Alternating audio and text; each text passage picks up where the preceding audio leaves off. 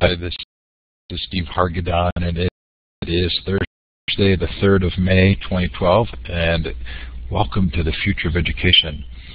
Our special guests tonight are Buffy Hamilton and Kristin Fontichiaro. Welcome to both of you. We're glad to be here. Thank you for inviting us. I'm really delighted that you are here. Because there are two of you, I will try and direct questions to each of you specifically so you don't feel like you're stepping on each other's toes. I didn't do a very good job there at the start, but I promise to do better. The Future of Education is a Web 2.0 Labs project, and we express our appreciation to Blackboard Collaborate for the use of this terrific room. Coming up, my slides haven't finished downloading yet. Tell me what's on the slide.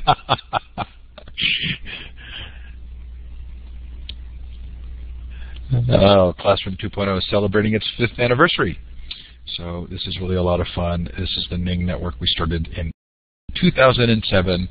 66,000 participants. Lots of fun in this year with the things that we're doing. Specifically, we are curating a book project not unlike the one we're talking about tonight. We've had 130 submissions. We're so excited we're publishing them all on the web, and then those that are the most popular, most downloaded, will be put into an actual book form, a physical book form, and that's very exciting for us. Okay, Peggy, what's on the next slide?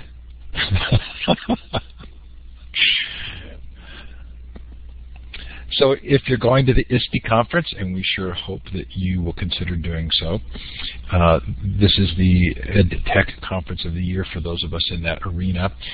We have a number of shadow events that are held by the audience and the crowd, and it's really a blast. And it includes the Saturday All-Day Unconference, which used to be called EduBloggerCon and is now Social EdCon. It's the 5th year for that as well. This is really fun and exciting. We have now a new event on Sunday. It's a Global Education Summit for global educators and organizations to get together in an unconference format and really get to know each other and talk about things they care about. We have the Bloggers Cafe Monday through Wednesday.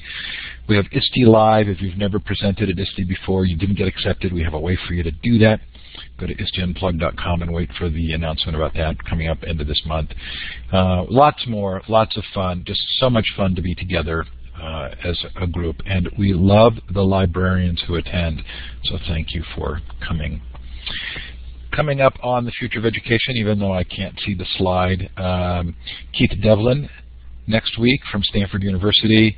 After that, I think the week after, this is the Social Learning Summit slide. I'm sorry about that. I can't see the slide. So the Social Learning Summit recordings are up and posted. That was on April 21st, thanks to Discovery Education. We have a number of other virtual conferences this year, including the San Jose State University-sponsored Future of Libraries Conference, which should be of interest to folks here, which will be its 2nd year, October 3 through 5. The Global Education Conference, which is November 12th to 16th. These are free worldwide virtual conferences, highly inclusive with a focus on participation.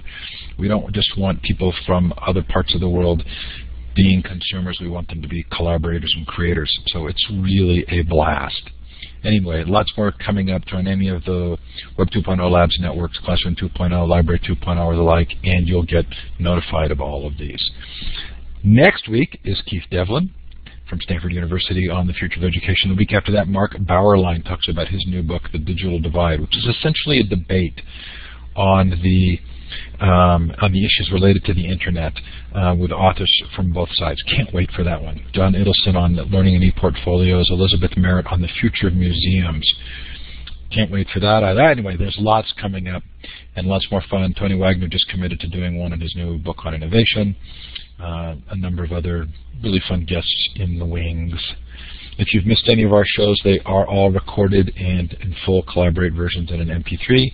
Go to futureofeducation.com. Larry Johnson, Tuesday, announced for the first time the themes from the 2012 Horizon Report for K-12. That was really fun. That recording is up and well worth listening to, both to understand the process and the sort of what he's seen over the course of 10 years of these Horizon Reports. Richie Norton talked about resumes are dead, and that was really a blast. And his book after that went to #1 on the Kindle free list. I don't know that we can take credit for that, but we do hit a lot of people with our email, and so we winked and smiled with him. Julie Lindsay and Vicki Davis talked to us about Flattening Classrooms. Their incredibly encyclopedic book on global projects. It's just going to be invaluable. Anyway, lots more up there, hopefully something that you'll find interesting. There's so much content these days. We don't really know how many people go back and listen, but hopefully there's something that you care about. I'm now going to give you permission to tell us where you're listening from. Look for the icons to the left of your screen. You're looking for star. Double-click on that, and then click on the map. It's fun to know the time and the temperature. I'm in the middle of a gorgeous day in Park City, Utah, where spring is in full bloom.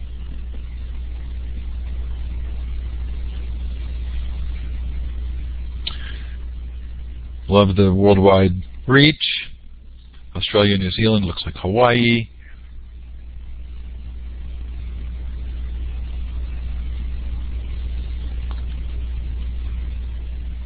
Of course, Canada, United States. Lots of fun. So glad to have you with us. I have to tell you, I'm personally really looking forward to this show. Loved the book. Can't wait to talk about it. Now, one quick thing I want to do before we get there is I did set up a Mighty Bell space. This is the new beta version of Mighty Bell. For those of you who've seen Mighty Bell before, it has been reworked. The old one will still exist, but this is a curation and conversation site. And I've started a space for school libraries. And is there anybody brave enough to allow me to send them a link? The only way to get into the beta is to have somebody invite you from within inside. So if there's somebody who's willing in the chat to put their email address in, I will invite you in, and then we'll ask those who would like to participate to put their email addresses in, and we'll have the inviter do it. So I'm going to look for the first email address that shows up. Okay, Biblio Blonde, you are going to be the inviter. I'm putting you in now, and all you do is click at the top right of your screen and enter the email addresses in, and you can click send, and they'll be invited in. This is really a cool product. Full disclosure, I'm doing consulting for Gina like I did for Ning around education, but I really love this product and love the concept. Okay, so those of you who, especially Bibliobond, whom I just invited, if you take the top of your chat box and you pull it, click and pull, you can make your chat larger and you can stretch it out, and it makes it much easier to see the chat. Everybody may want to do that, but you are going to need to do that to gather those email addresses and send the invites, and you can't put them all in with commas in between, and hopefully it won't be too much of a burden on you as we get started. So thanks for doing that.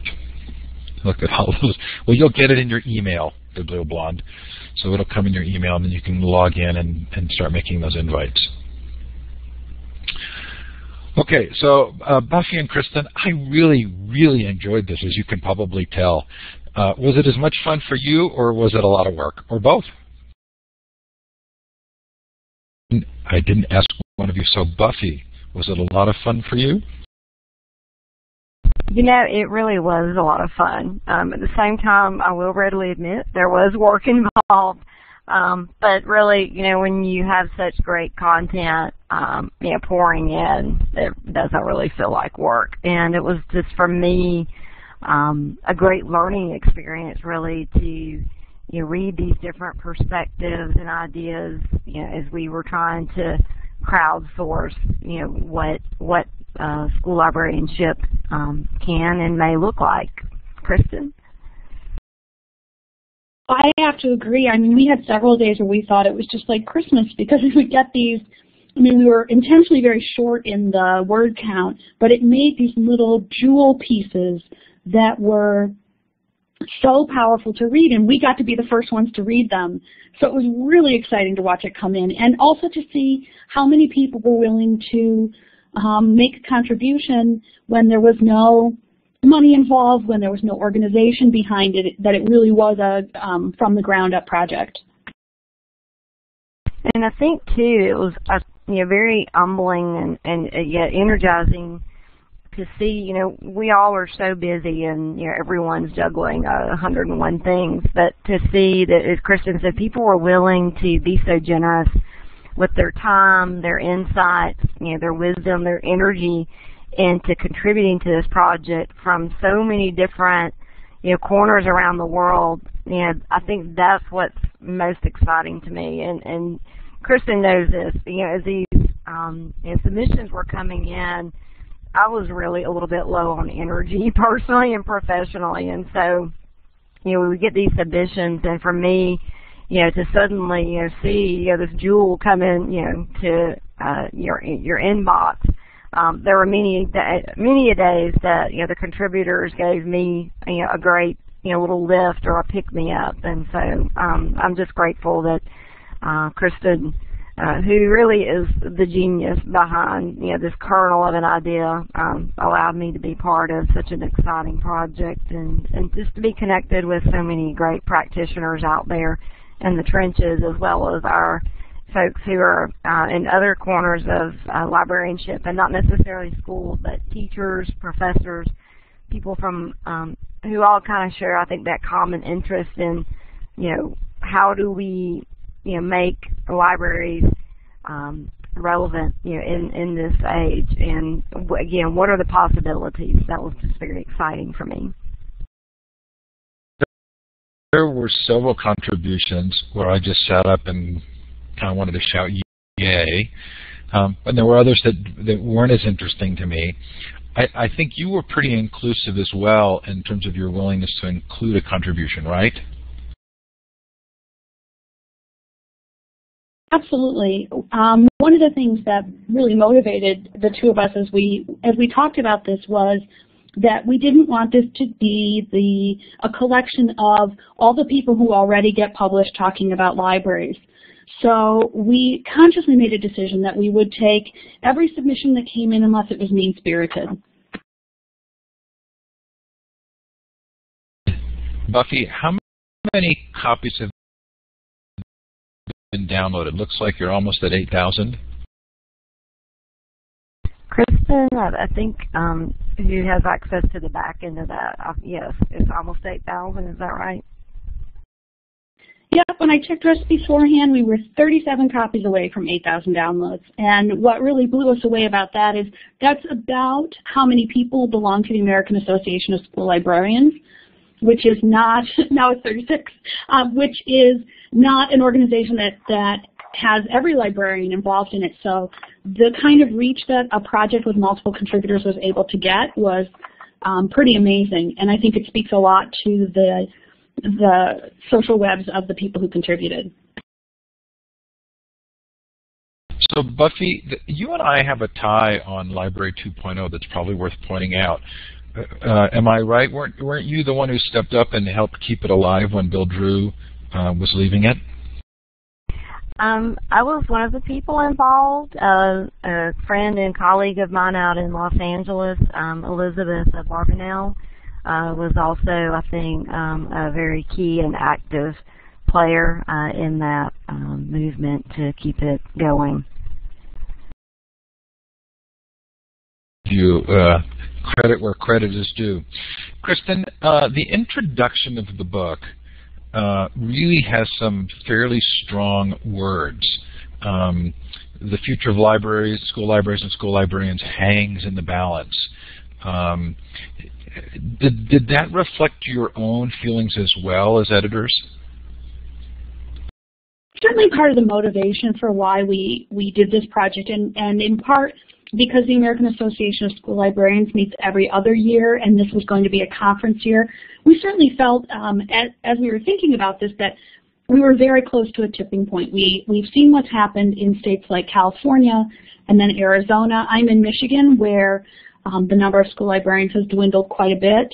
And although I would say the majority of the cuts come from the fact that we're in a national recession and that those states have been hit much harder than some others, it certainly was. But if I remember right, that comes from David Lankes's introduction from Syracuse University. And I think that what was heartening about that was that he is a professor who has mostly looked not at school libraries. And so it was great to have that outside perspective, seeing that that was indeed the case, that it wasn't just our imagination, that that was what was happening. That was from David's introduction as different from the introduction the two of you make, but it did feel as though you chose or allowed that to be at the front of the book, and I thought that was kind of interesting because the words were straightforward, and there is a sense toward the end of that introduction that in terms of walking this walk, that you may actually not be supported by those who are in control typically over schools. And people may not understand the degree to which this message of learning and empowerment may actually be in opposition to the testing situation. Buffy, was that okay with you to be sort of that frank at the beginning of the book? We actually expected, yes, that David would be that frank, and honestly, that's one of the reasons, why we invited him. And I think many of you in the audience know, in full disclosure, David's someone who's really influenced my thinking tremendously, and I think probably many of us in the audience.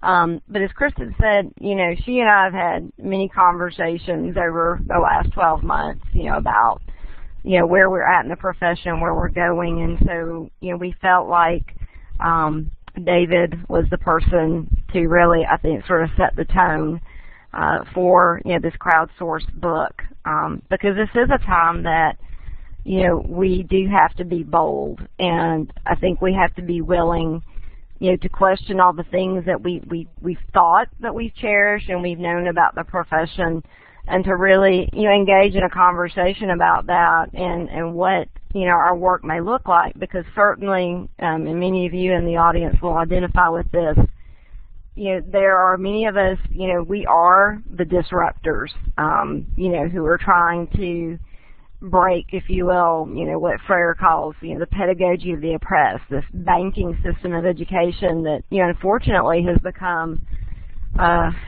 so insidious, under No Child Left Behind and now Race to the Top. We know that the possibilities for school are so much more than, these standardized tests.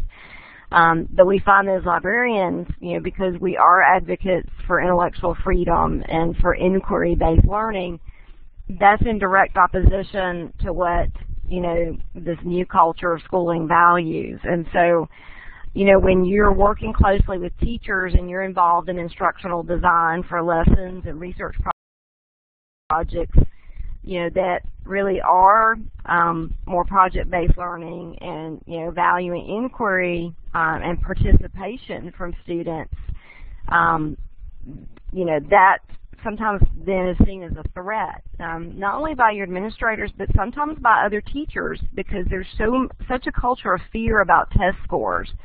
And, what if we don't stay on the calendar? What if we're not teaching to the test? Then suddenly our shiny numbers on paper, are in danger.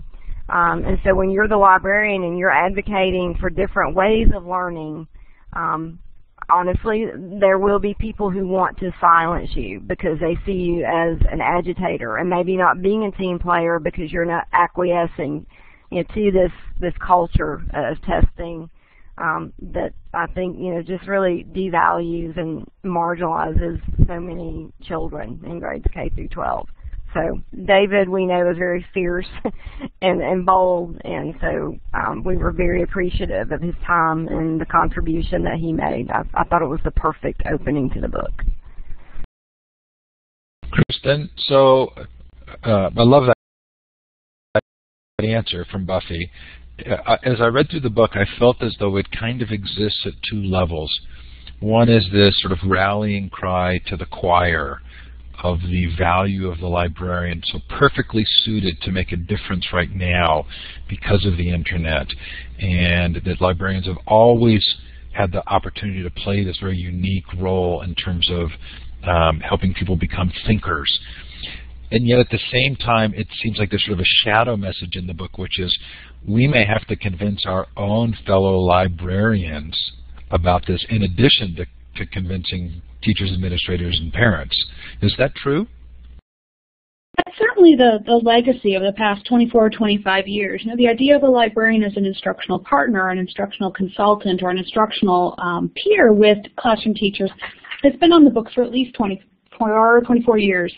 And I think one of the difficulties we face, and Buffy talked about this on her blog a while ago, is how do we define librarianship, and how do folks who maybe aren't part of a professional community of librarians define their role as a librarian, and how do the outside folks communicate it?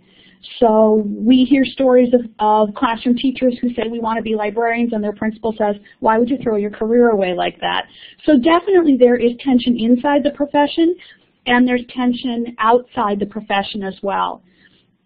Because if you think of the librarian as the bun-wearing, shushing, picture book reader, you know, in a recession, that becomes an expendable job.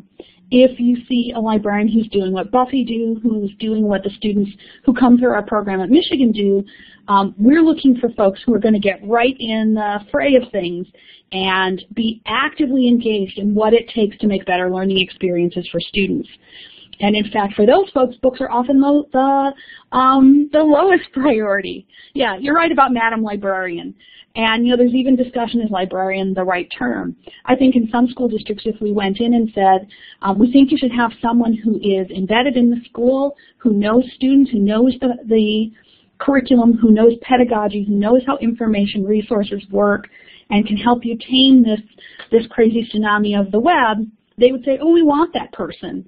If you say, and that person is a librarian, it doesn't so much feel, there's often sort of a cognitive dissonance that goes on. So it is something that we're actively concerned about, is that very tension.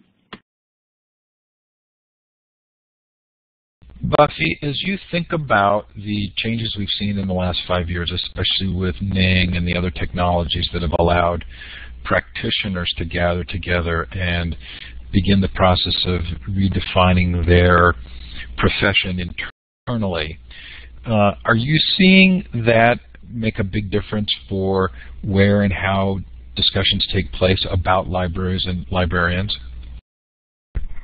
You know, I think so. You know, the power of social media, you know, to amplify and enable access and participation in these conversations. You know, even for someone, you know, like myself, Kristin, and many others who are with us tonight, it never ceases to amaze me.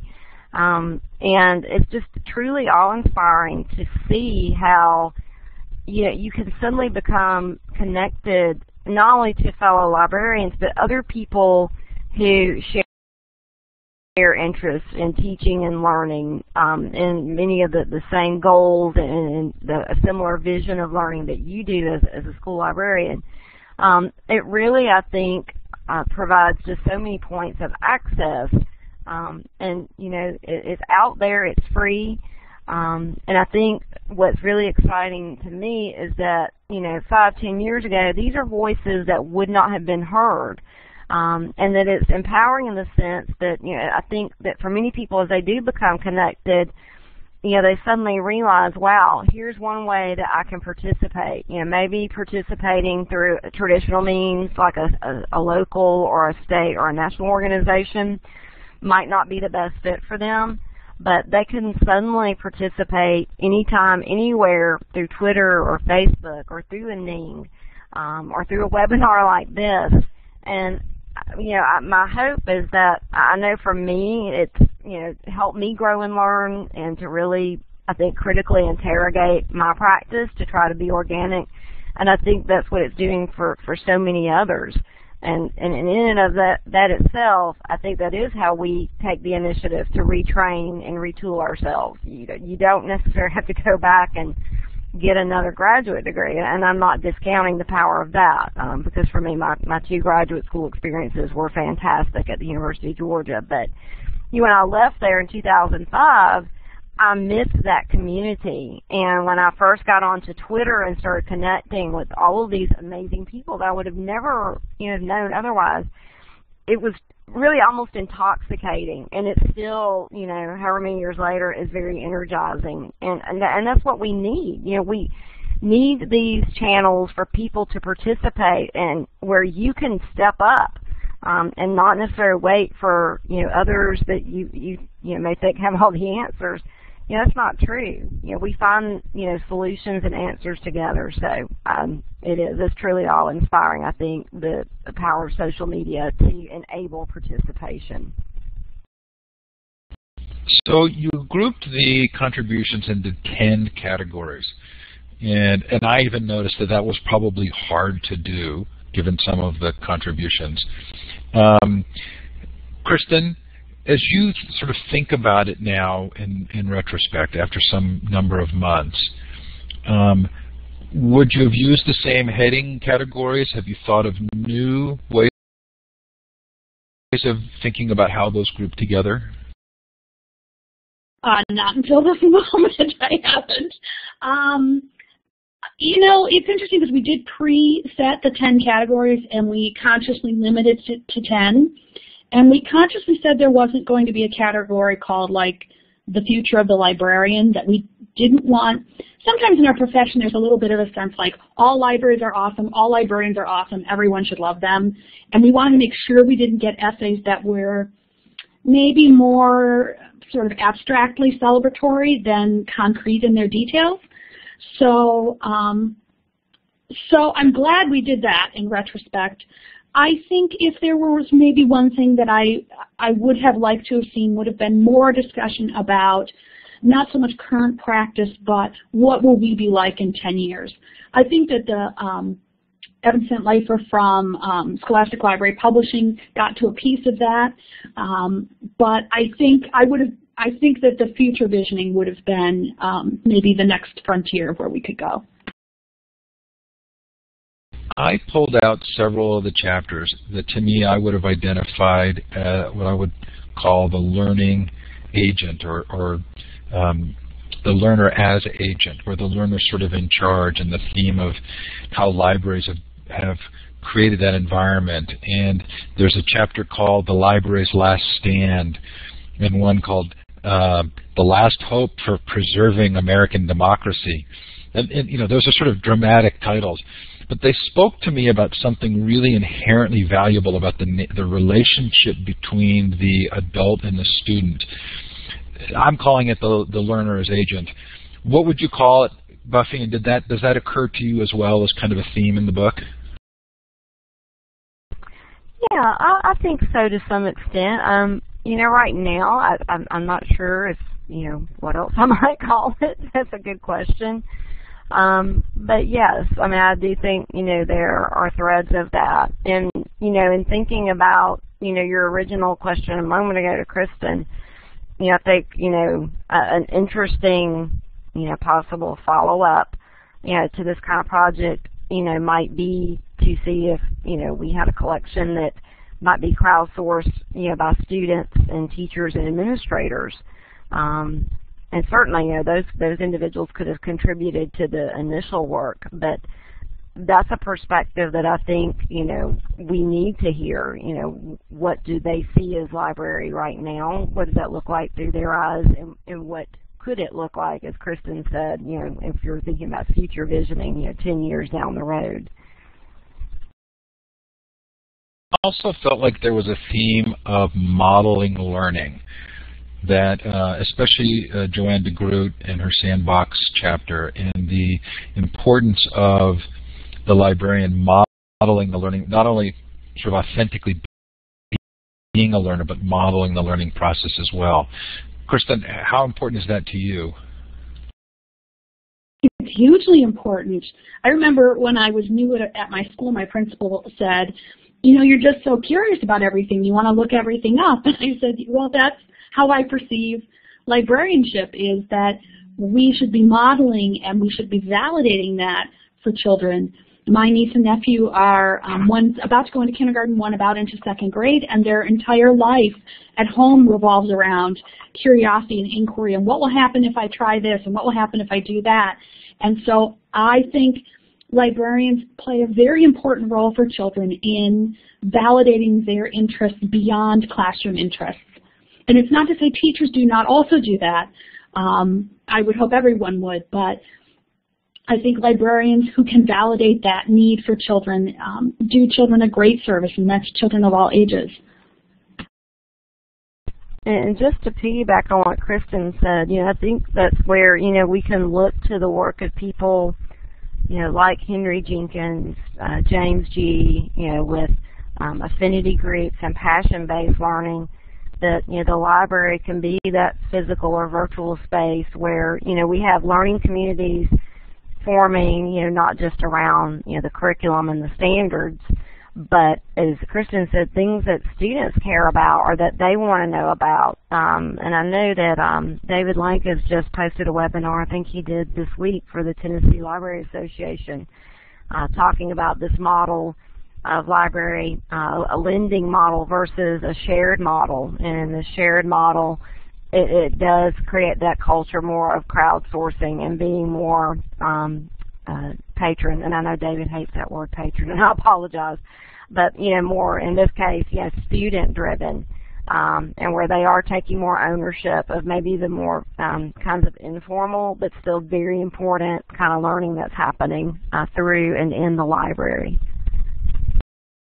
So I'm not a librarian. I come at this with some humility. I did take over the Library 2.0 network because I knew how to manage a NING network, not because I was a librarian. But the irony continues to sort of shock me that this is really the great thinking that's being done around learning in the internet age, and yet it's not being supported or appreciated in a lot of quarters. I want to move into some of the other essays that are in the book. Kristin, are there a couple that you've thought back on and are really glad they're in there?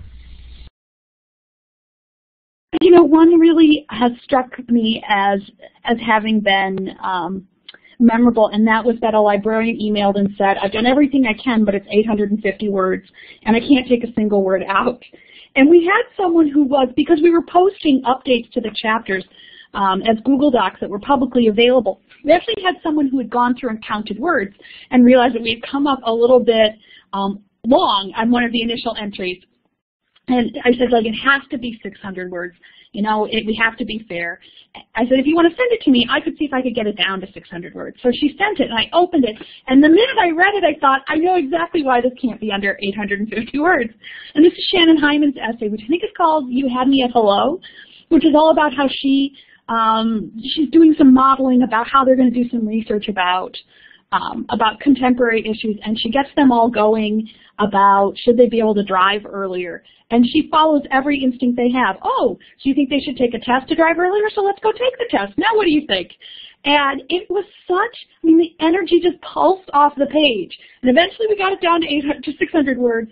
And then she said, oh, I'm so glad because I've never written before. And I thought, how amazing that we did this sort of project, again, not affiliated with any institution, and it brought out a voice like this, a voice that has been so resonant for me, and my students use essays out of this book, and it's been resonant for them too. And I thought this was a major reason why we wanted to do this book. One is we really felt like librarians were starting to feel sort of panicky about ebooks and feeling kind of victimized by the way that the licensing is currently going, and we wanted them to see it as really being about, you can be a publisher as a librarian. Here's how easy it is. And we didn't spend any money doing this project. And the other was we thought that we do feel there are really critical issues facing librarians. We have, as you said, this disconnect that we have all this discussion of how kids are interacting in the digital age and what are the pieces to that puzzle. And we have people who want to be part of that in K-12 schools, and the employment doesn't quite match the need. So for me, that was the one that really kind of stuck. There were also two others. One was another author who had never contributed, Mrs. Beverly Rana, who talked about going to Sierra Leone and working with classroom teachers to build print collections, because I thought that gave us a really good sense of, and again, a first-time author, but a sense of, okay, America and your first world problems, like, this is what libraries mean in places where there is not the ubiquity of information access that we are sort of used to in the U.S. So that one was very special. And of course, I have a few of my students who are in the book. So that was really special as well. Because whenever I do a project that has people from many parts of life in it, that is so much more fun to me than just sort of going out. You know, I'm the only school librarian in the information school here. So I go it alone a lot, and it's much more fun to go it with people I know. And it's so fun to watch this conversation and for us to recognize names of people we have collaborated with but never met, or people we have collaborated with and met. And that's been, so all of that energy together has been really exciting. So, okay, so that's the end of my answer. I just read Peggy George's comment about imagine the conversations you could have around every chapter in this book, and I had this brainstorm. Is there a name? You're certainly welcome to use Library 2.0, but you may have another favorite one, where you could actually ask the authors to post each of their contributions as a forum discussion to allow conversation around them. That would be fun. Buffy, what about you? Do you have some favorites? Oh, wow. I don't know that, I mean, they all, I think, had meaning for me in some way. But I think the one that maybe resonated with me the most was the one from Wendy Stevens. And I think because what Wendy was really getting at in her essay or her submission was really about, you know, the library and critical pedagogy. And that's something that's, I think, very close to my heart. And it was so moving, I think, for me on a professional and personal level. That was the one I think that stood out for me personally. So the first section in the book is learning, and I love that you started with learning, and I'm guessing that was a pretty conscious decision. And I really liked the Shannon Hyman's as well, and the whole idea of using the existing media to engage and to actually sort of mirror that practice with students, which again felt to me like a theme in the book. You go then to who and what we teach, emerging in multiple literacies, and then gaming was fascinating for me, especially Neil Krasnov's on chess. Did either of the two of you shepherd the gaming section, or did you work on it together, Kristin? And maybe tell us a little bit about how those fell out. It was completely at the choice of the contributors. There were different Google Forms depending on what topic you were interested in. So and I think that was actually a section that could have been developed even further. I agree with you. I really like Neil's essay. And he's a great blogger as well. And yes, he is at Dallas ISD. He's at the high-tech high there. He's one of the very few librarians who works in a high-tech high. And what I also think is interesting is one of the contributions came from a furniture supply company. We have a library furniture vendor here in Ann Arbor, and I sort of cold called and said, we're working on this, would you consider contributing? So I really wanted us to recognize that everybody has a stake in school libraries, including vendors who are often left out of that conversation, but who often can cross-pollinate ideas across libraries in powerful ways. I did enjoy hearing from a vendor. He's a furniture vendor, as I recall. Kimberly Hirsch talks about learning in a social context, which really spoke to me. So then when I got to the reading section, I really expected more on social reading, and maybe I didn't read it closely enough, but it feels to me like this is a huge topic right now. And Buffy, I'm also curious about the fact that reading itself has been suspect in different time periods. What's happening now with the Internet with regard to reading, and how do you think things will change, and how do you think they won't? Yeah, that's a great question, and I think obviously the answers remain to be seen as time passes and research I think emerges. But at the end of the day, reading is such a very personal thing, and I think one medium or one way that may work great for one person might not be such a great fit for another, and I think that's why I think we have to be conscious of that when we're thinking about our collections and avenues of access to different kinds of text, whether it's informational, fiction, whatever the genre might be. And also, too, thinking about, the needs of children as readers. I think some people very much enjoy those social aspects of reading. They might enjoy, being part of a book club, or maybe they're networking with others through Goodreads or annotating their notes maybe, in Kindle. But for other people, they may prefer a much more solitary kind of reading experience. And so, I think that as librarians, that's sort of what I guess I'm keeping in mind. But certainly, trying to provide access to text in as many formats as we can. And for me, different kinds of, learning needs, I think has to be our focal point, and respect the needs of those readers, and not necessarily try to force or pigeonhole children into one medium or container. Kristin, what are your thoughts on that? Yes, at a moment of typing something. Come back to me in a minute. Peggy, I think, gets the award for light bulb ideas of the day. She's saying, could the chapters be made into audio podcasts? And I also love their idea of putting them somewhere where there could be conversation. Would be delighted to do that for you in Library 2.0 or support you somewhere else.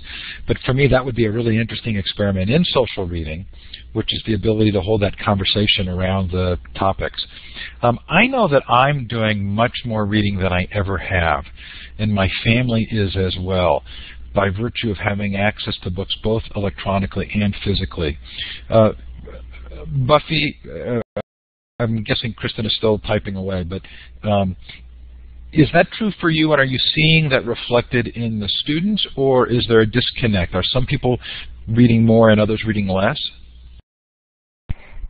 It's hard for me to say if, access to e-readers is increasing or decreasing, students' reading time. I do know, within my own library, we've been circulating Kindles and Nooks, and, for many students, that has been a very empowering experience in that, especially for the kids who are fans of certain authors or series, suddenly, they're not having to carry home 10 pounds of books.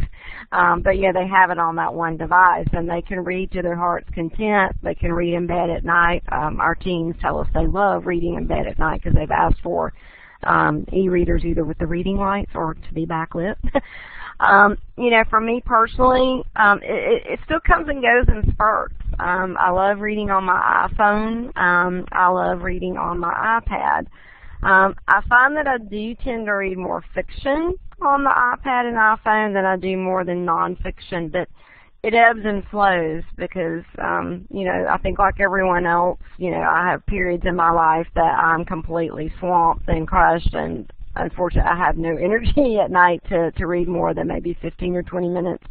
And then other times, it's just almost, like you're on a voracious binge, and I'll knock out 3 or 4 books within a couple of days. So I don't know, that may be different for other people. For me personally, I do like having access, to my books, and especially my fiction in an e-reader format. But I don't know that it's necessarily altered, my reading life tremendously, or at least not at this point. But something interesting I have observed with our students, and many of you may have too, many students like the aspect of privacy, that other people can't see the books that they're reading, and so I think in some ways it maybe gives them freedom to explore genres that otherwise they might be maybe embarrassed for their peers to see.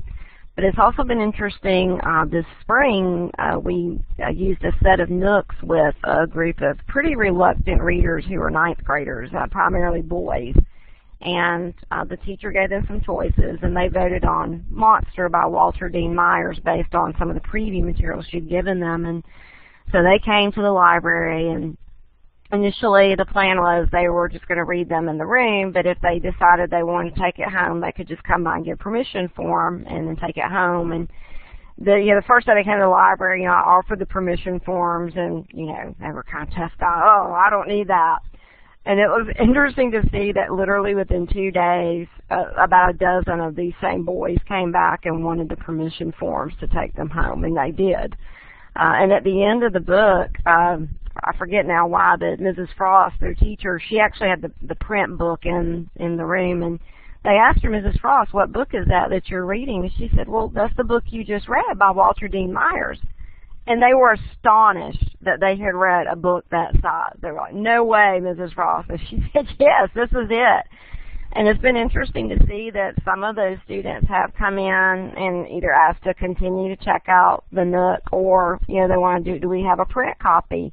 Maybe something else by Walter Dean Myers. So, at least what I've seen with my students, whose schedule is also very busy, but a little bit different from mine as an adult. I think for many of our students, it has been empowering. Or for some who maybe were never reluctant readers, but they just got busy, maybe I think for some of our students, been a medium for them to kind of rediscover reading again and fall in love with it and make a little more time for that in their lives.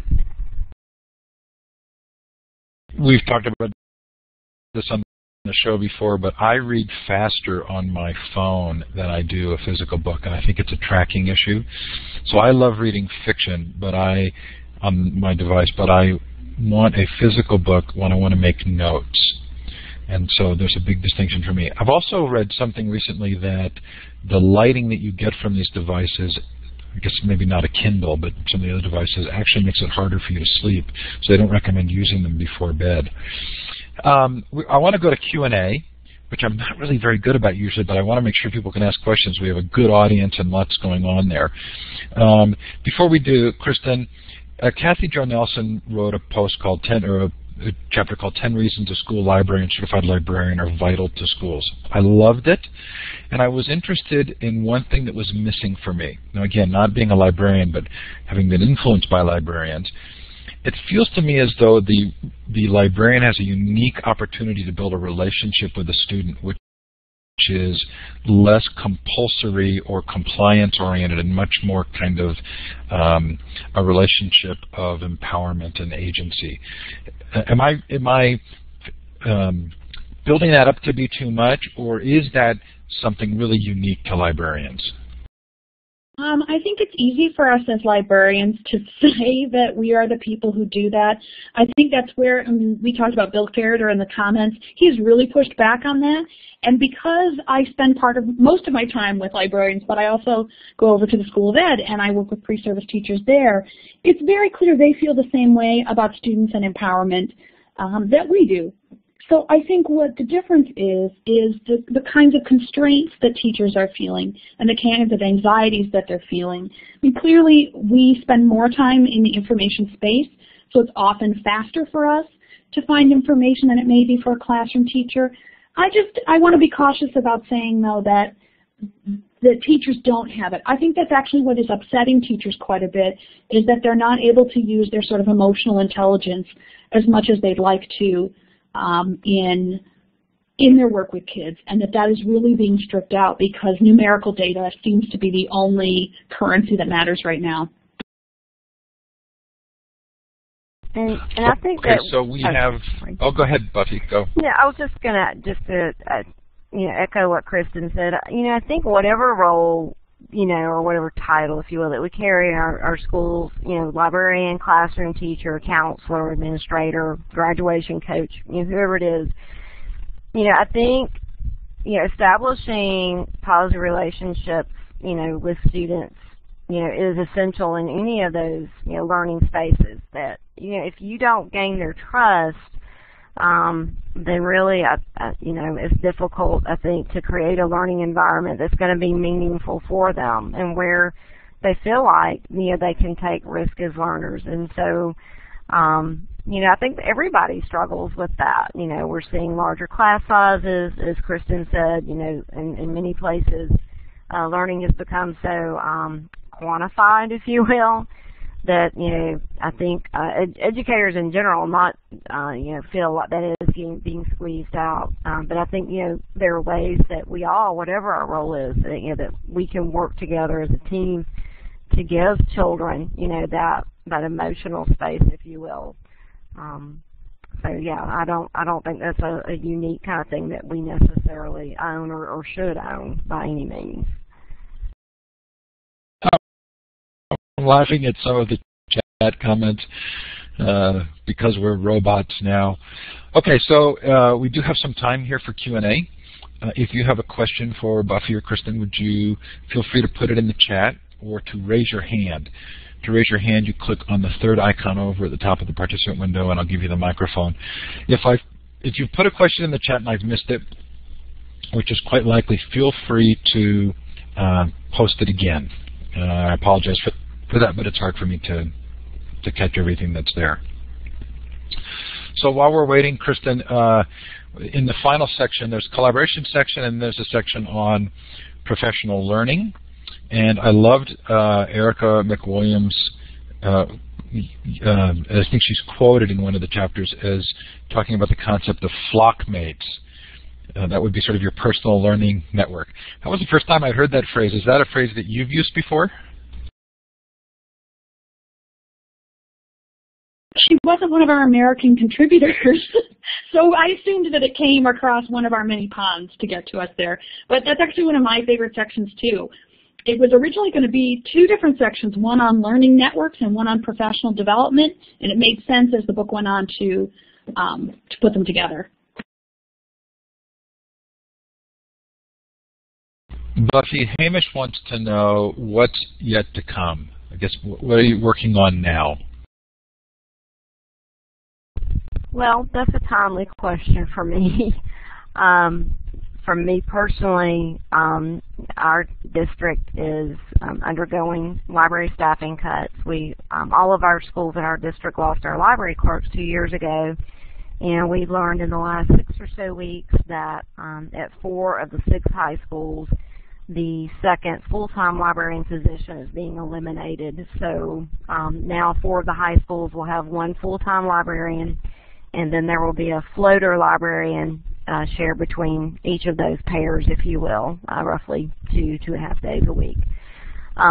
So, that obviously means that there has to be a conversation, with our faculty and our administration about, what's going to change and where do our energies need to go. And that's actually a very lengthy conversation I just had with my new principal yesterday for about an hour and a half, which was very exciting for me to see that, we're on the same page and making sure that my time and energy is put into the things that have the most impact on student learning, and that is my role as an instructional partner in the building. And so for me, what initially seemed like a very bleak and quite frankly kind of depressing kind of scenario, I'm really now starting to see it as an opportunity to rewrite my job description and to maybe be liberated in a way, by this, to be able to now devote more of my time and energy, into the focal point that I've tried to always privilege, and that is, as a teacher and as a learner, with my students and faculty. So that remains to be seen. That's a journey that I'm really excited to be starting on for the next 12 months, is re-envisioning what my practice is going to look like and what the possibilities for that can be to make a positive impact in my school. Kristin, has anybody, in the collection development section, I meant to bring this up, has anybody experimented with crowdsourcing and tagging as a way of producing a collection index in a library, more than just the educators re-indexing or reconfiguring, but actually having an active system for tagging? That would be a great question at the public library level for Chris Harris from upstate New York. I can say that there are some public libraries who are experimenting with layering that sort of folksonomy work on top of their traditional catalog. Eli Nyberger at our own Ann Arbor District Library has been very active in that and has really worked with how to make those kinds of activities game-like. And that practice is being adopted by some other libraries. Darien Library in Connecticut is also experimenting with that. And of course, we're very lucky in Ann Arbor to have the super patron Ed Vielmetti, who also has been really engaged in this idea of how mostly public libraries can have those experiences. Having been an elementary librarian, of course, the challenges to doing that with certain age groups are issues of inconsistency in spelling or not fully developed vocabularies of young children. So it right now is a project that I think sits a little better in the public library setting, but I would highly recommend that you go to aabl.org, which is the Ann Arbor District Library, and poke around at the games that they play, because it certainly has captivated the interest of lots of kids. As it started as an alternative to their summer reading program. So I'll put a link in, and you guys can take a look. Buffy, what about the library as maker space or a tinkering area? Is that happening? It was hard for me to imagine, but more and more I hear that being talked about. Well, I think right now the public library space is where a lot of that buzz and conversation's happening. And the name escapes me at the moment. Freemanville. I'm royally fumbling this, but it was featured on I think it was the Hack Librarian blog, and I know it was circulating on Twitter. It's a Syracuse grad who there was a great article about that whole concept. I think the U Media Lab in Chicago, the Chicago Public Library, even though it's a little bit more sort of digitally oriented, is also a library space that's focused on, I think, tinkering and creating content. And so I think this is kind of goes back to something you asked earlier in the conversation tonight about social media and networking and learning with other librarians. I think it's important that we don't stay in our own silo of just school librarians, that you do need to diversify your network. And I'm especially grateful to be connected to a lot of our special public and academic librarian colleagues who, even though they're in different contexts, a lot of their practices, ideas that I borrow and try to translate into how it could look in the school library, and vice versa.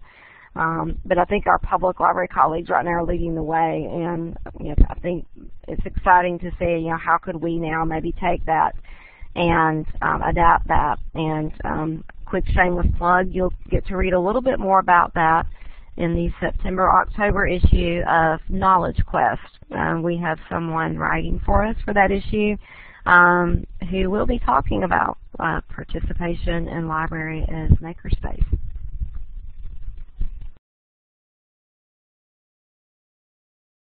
It's been a blast. We're at the top of the hour. Buffy or Kristin, if one of you would put the link to downloading the book, I think the Smashwords link, in the chat, we'll make sure that people know that. If you did not put your email address in for the Mighty Bell space for conversation on this, please do so in the chat, and I will do all that inviting after the show is over. That's just a content and curation space that we're playing around with. I'm going to clap for the both of you. It's the applause icon that sits under the smiley face. It's hard to find there in the participant window, but thank you both so much for coming on. Thank you for this book, for modeling the learning, for creating a crowdsourced activity. It's brilliant at so many levels. I think you're both to be congratulated, and thanks so much for both the book and coming on the show. Thank you for inviting us, Steve. We appreciate it. We want to say a special thank you anytime we do any kind of contributed volume. There are editors who get their name on the cover, but the real guts of the book come from the contributors. And there are people in this chat who have contributed to this book or to other projects that make it possible. So we're so grateful. Thank you so much, everybody. Thanks so much. That was a wonderful hour. Loved the book. Loved the guests. School libraries, what's now, what's next, what's yet to come. Thanks for joining us tonight. I'm going to turn the recording off, and we do have to kick you out of the room for the recording the process, but the recording will be up tonight or tomorrow morning. Thanks to Buffy and Kristin. Thanks to you all for attending. Have a great night or day, depending on where you are. Bye now.